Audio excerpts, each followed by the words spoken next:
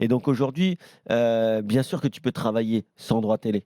Mais par contre, c'est un travail qui va être long, ne serait-ce que faire rentrer dans la tête des joueurs, dans la tête des entraîneurs, dans la tête des agents ou des conseillers que, aujourd'hui, le foot français vit au-dessus de ses moyens et ça fait quand même plusieurs années qu'on le dit puisque à partir du moment où déjà tu as une économie qui doit être viable, à partir du moment où tu arrives à vendre des joueurs, c'est que ta compétitivité, elle est compliquée.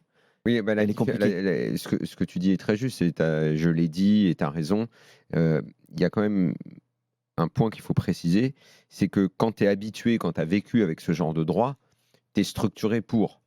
Quand tu as eu beaucoup de droits télé, que donc ton train de vie, ta structure de club, elle est construite avec plus de droits télé et que d'un coup, on ferme le robinet, là, il y a un paquet de clubs qui ont des joueurs sous contrat, des C'est masses ce que je te salariales dis. élevées, C'est ce que je te dis. où là, le réveil, le 12 août, enfin le 19, je ne sais plus quand est-ce qu'on reprend le championnat, où là, ça peut être, tu prends une porte dans la gueule, quoi. Il y a des gens qui C'est peuvent clair. ne plus être payés. Il va falloir vendre des joueurs limite au rabais parce qu'il va falloir alléger les effectifs et les masses salariales. C'est ce que Et je suis c'est en là train de te que, dire. ouais, Quand ouais, tu vis au-dessus de tes moyens, le jour où les moyens ne voilà, sont plus là, voilà. et ben là, tu as des gros Bah, c'est problèmes. comme le mec qui s'est acheté 3 appartements parce qu'il avait un salaire, machin, il avait gagné au loto et tout, et d'un coup, bah non, t'as été viré, t'as plus rien. Bim, faut payer les crédits et t'es à la rue. Pour en revenir donc aux déclarations, on va pas trop faire long ce soir sur la Dra Télé, on fait un feuilleton tous les soirs. Bon, j'imagine quand même que ça intéresse les gens qui nous écoutent parce qu'il faut bien comprendre que c'est vital en vrai. Hein. Tu sais, en fait, on l'a jamais dit, mais même pour nous, en fait.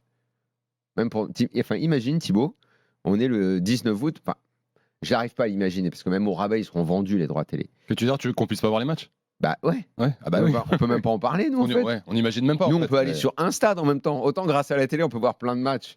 Mais On a eu un petit avant-goût France-Canada dimanche soir, le premier quart d'heure qui n'était pas diffusé. oui, oui. Et on a été un peu dans cette situation. C'est vrai, c'est vrai. Mais c'est toute l'économie du Et football on était perdu d'ailleurs. qui dépend de ça. C'est pour ça que le diffuseur, finalement, il faut quand même un peu le chouchouter. Parce que c'est tout Ou l'écosystème alors du il faut football qui d'autres repose sources de dessus. ou alors il faut d'autres sources de revenus. Oui, enfin non, mais le fait de voir le championnat, Oui. au-delà des autres sources, tu as raison, c'est pour l'équilibre du budgétaire d'un club Voilà. dont tu parles. Mais moi, je te parle pour tout le reste, pour les gens qui suivent et qui ne vont pas dans les stades. Il y a des supporters de l'OM qui ne peuvent pas aller voir Marseille-Nîmes parce qu'ils habitent Oui, non, mais dans le Nord, en Bretagne. Que la Ligue 1 soit diffusée, parce qu'il faut quand même savoir que, et c'est pour ça que je parlais du rugby, il faut quand même savoir que le basket français, qui est quand même un grand sport en France, Il n'y a rien. le basket, Il maintenant il y a y a une Squeak, poignée. mais jusqu'à il y a pas si longtemps, Il y a une il y poignée de avait, figues. Hein. il y avait plus de diffuseurs pour Ouais, le basket bien sûr. français, pour la première division. Bien Alors sûr. peut-être que les footeux qui suivent l'after ne sont pas au courant, mais c'est quand même un Ouais, grand bien sûr, sport c'est en vrai. France avec C'est beaucoup vrai. de licenciés. Et il y a eu aucun diffuseur là, il y a encore quelques mois ou quelques années. Absolument. Donc bien sûr, ça n'arrivera pas au foot, mais ça n'arrivera pas au foot jusqu'à ce que ça arrive en fait. Donc tant que Dans 2 mois. Donc, pour en revenir, À Diallo ce soir. c'est la première fois quand même qu'on entend, parce qu'on ne l'avait pas encore entendu, Ah oui. la possibilité de faillite pour certains clubs. Je me demande quand est-ce que certains vont sortir du bois. Nicolas est sorti hier de façon un peu maladroite, mais néanmoins, il y avait quand même du sens dans ce qu'il disait, parce qu'on sentait qu'il commençait à y avoir la panique. Kita commence à s'affoler aussi beaucoup. Et là, je me dis, on entend Nicolas, Kita, ceux qui sont en train de s'affoler, c'est les petits. Et là, on est en plein dans ce que j'ai toujours reproché au football français, c'est le chacun pour sa gueule. Au lieu de penser, mais j'ai l'impression vraiment de me répéter, ça fait tellement d'années, que sur le business, il faut que tout le monde s'entende pour faire grossir le produit et le valoriser. Là, tu entends des mecs, des présidents qui disent, écoute, nous, dans le bilan, on devrait s'en sortir. Parce que si tu es un club européen, bah, les droits internationaux, c'est toi qui les croques, en fait, quand tu es un club européen. Donc, tous ceux qui ne sont pas européens, que dalle. Mais par exemple, j'en sais rien, moi, Lille, par exemple, ils auront des thunes, des droits européens. Et puis, ils avaient touché un petit peu plus par le biais de CVC. Donc, eux, ils peuvent se retourner un petit peu. Mais les Nantes, Montpellier... Donc, on va avoir un fossé énormissime dans la Ligue 1, déjà qu'il est assez important. Mais il y a un tas de clubs qui sont quasiment à la rue. Si ça bouge pas, même la somme de 500 millions vaut mieux ça que rien. Mais je peux t'assurer, quand tu vas faire les divisions, quand tu vas répartir entre notoriété et résultat, il va pas rester lourd. Donc, oui, la situation devient très préoccupante. Et ce qui me préoccupe beaucoup, c'est qu'on n'entende pas les gens parler. On n'entend pas les présidents. venir. Tu veux qu'ils viennent pour dire bon bah ouais c'est vrai vous avez raison on s'est trompé. C'est pas trop leur genre. Écoute, peut-être pas, mais un président un peu. Le problème, c'est qu'on n'a pas de président emblématique.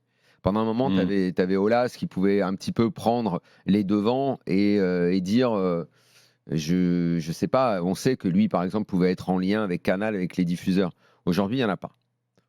Moi, je suis affligé du fait que l'OM ne dise rien.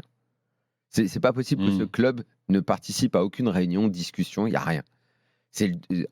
En termes de tout, c'est le deuxième club français avec une notoriété incroyable.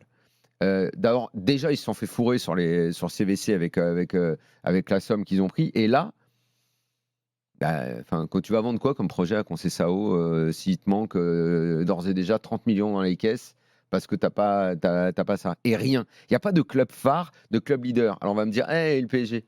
Mais le PSG, au fond, qui est finalement le club, Nasser, c'est lui qui dirige la Ligue, puisque La Brune est devenue son laquais. Mais eux, en fait, ils s'en foutent.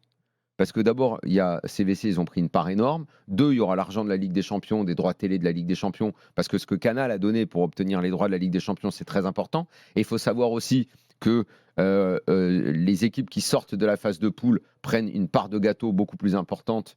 Et tu sais, si tu n'as jamais été éliminé en barrage, comme beaucoup d'équipes, par exemple l'OM, quand ils ont été éliminés en barrage, les 2 qui ont fait la Ligue des Champions ont pris une part de gâteau plus importante. Ouais. Donc en fait, dans le chacun pour soi, le PSG du bon.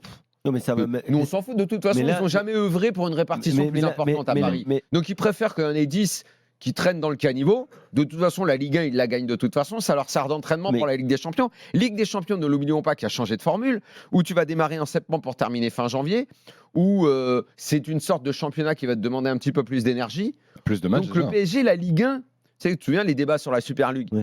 En fait, eux, ils se sont déjà... Le PSG a déjà muté en Super League. Avec la Ligue 1, où finalement, déjà qu'ils s'en foutaient un petit peu, là, ils vont s'en foutre encore plus pour mettre leur force. Ils ont les droits télé de la Ligue des Champions, les droits télé de CVC et les droits internationaux. La plus grosse part va aller dans leur poche. Donc tous les autres sont en train de se faire fourrer et il n'y en a pas un qui parle. Il n'y en a pas un qui parle. Parce que Textor, il n'est pas sur le dossier. Je ne sais pas pourquoi. Parce que Textor, tu sais qu'il est bon dans ce dossier-là. Il a eu dans ses business ces histoires de droits télé. Tout ça. Il a peut-être beaucoup de trucs à gérer lui aussi. Avec tous ces clubs. À un moment, si on n'a pas de président... Et là, tu parles de partager, tu parles de partage, tu parles d'égoïsme. Mais on parle même pas des clubs qui sont en Ligue 2. Et je te parle même pas de ceux qui sont en dessous. Tu vois ce que je veux dire? Parce que par le biais de la taxe Buffet, c'est tout le sport amateur qui était également arrosé. Exactement.